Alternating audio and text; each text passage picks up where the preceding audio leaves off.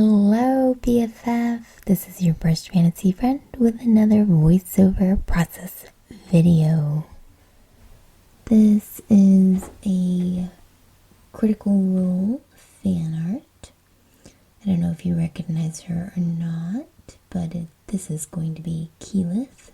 My original plan was for this to be super simplistic, and I don't think that's possible anymore.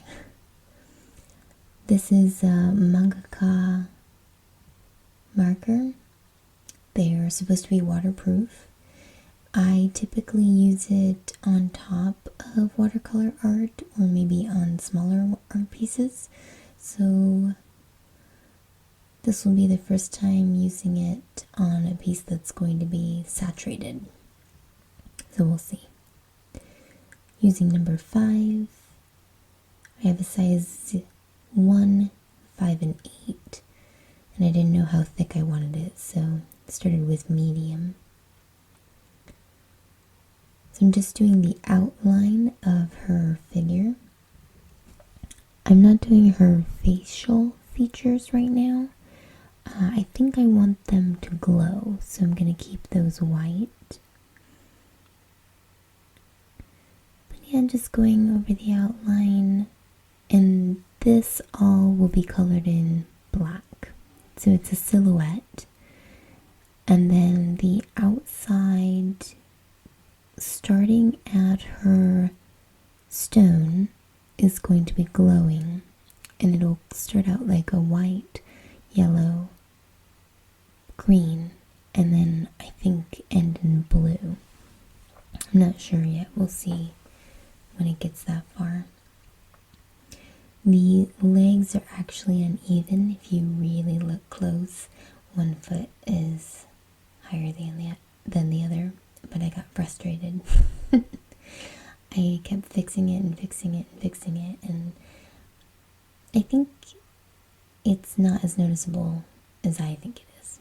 But the horns were a challenge only because I kept wanting to draw both of them, and it's not necessary because it's going to be a silhouette. Like, it's pretty much all the same thing. So that was a challenge for myself. It was a trick of the mind. I didn't know what I was going to do originally for the border, so this kind of was like an afterthought. I thought of it like a noveo. Noveo, is that what it's called? Those pieces that have all those gorgeous details and stuff. So because I wanted it to be a silhouette and then come out into greens and yellows, I thought it would be missing something, that it would just continue on forever. So I thought that maybe having some little details on the corners would kind of close the piece a little bit. I don't know how to explain what I'm thinking, but these were an afterthought. I just found them on Pinterest. I thought they were really cute. The figure is actually half Pinterest and half myself. So I actually stood in this position with a wrapping paper roll, and my husband took a picture of me. So these corner pieces are going to be black as well. So I'm not too concerned about filling them in or anything.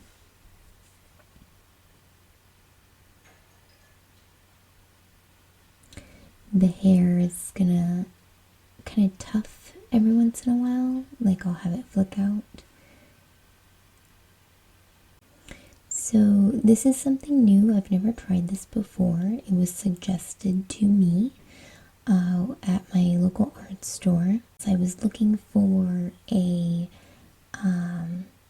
pen of some kind that I could put masking fluid in, and the clerk offered me this, and I said I would give it a try.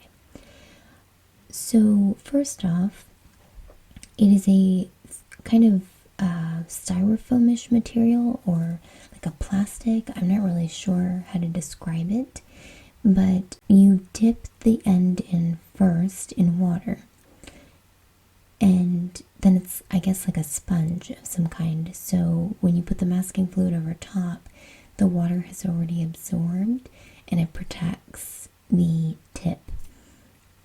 I found that the chiseled tip was actually easier to use on her facial features. It was a very nice fine point. Overall, I loved it. It was super cool. I actually went into the art store a few weeks later and told the sales clerk how much I loved it. And then I rinsed it off with water and it came completely clean, which is amazing.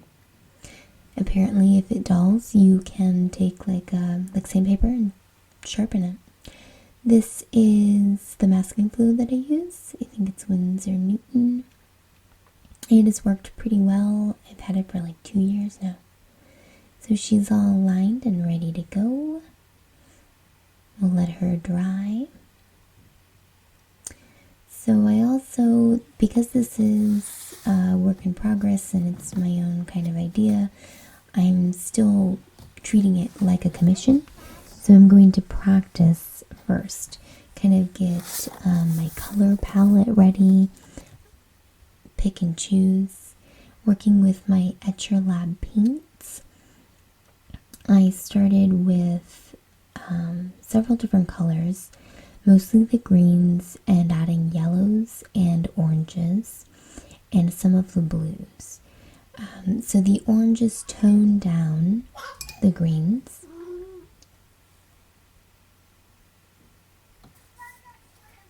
That's fly away from me because you tried one way.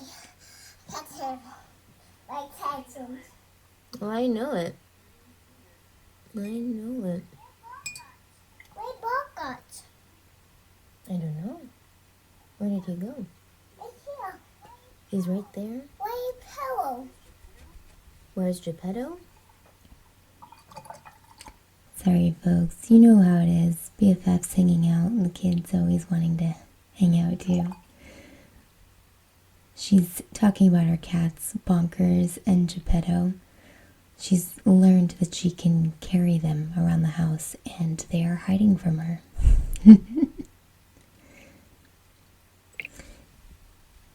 So again, adding different variations to it. Kind of got some ideas. I liked the blues, but I thought it toned down them too much and I didn't want it to be a cool. I wanted it to be very warm, very magical. So I'm just kind of experimenting and seeing which ones look better. And this is the motion that I'll mostly be using. So that's kind of why I'm like trying it out in this circular and seeing how they blend together and what looks best. Before I start the project, typically this is in pencil, but any project that I start, I do try to stretch the watercolor paper first. I'm working with Etchr's watercolor paper right now, and I tape it down all four sides, try to make sure it's secure. You can use a sponge. I've seen people use sponges. I think that works better. It's probably smoother. This is just a wash rag that I'm dipping in water and going over. Flip it over, secure it, make sure it's as flat as possible because we're stretching it, and applying more water. I've seen several other artists do it. It helps it not warp. So I've been doing it ever since. It definitely has a nicer quality when it's not curling in on itself. But that is it. So that's the process for part 1 of this Elith Critical Role fan art. If you want updates on this project, check out my Ko-fi page, ko-fi, and you can see all of the updates on there, or Instagram or Twitter. Let me know what your thoughts are. I'll see you soon, BFF. Later, Brush Fantasy Friend.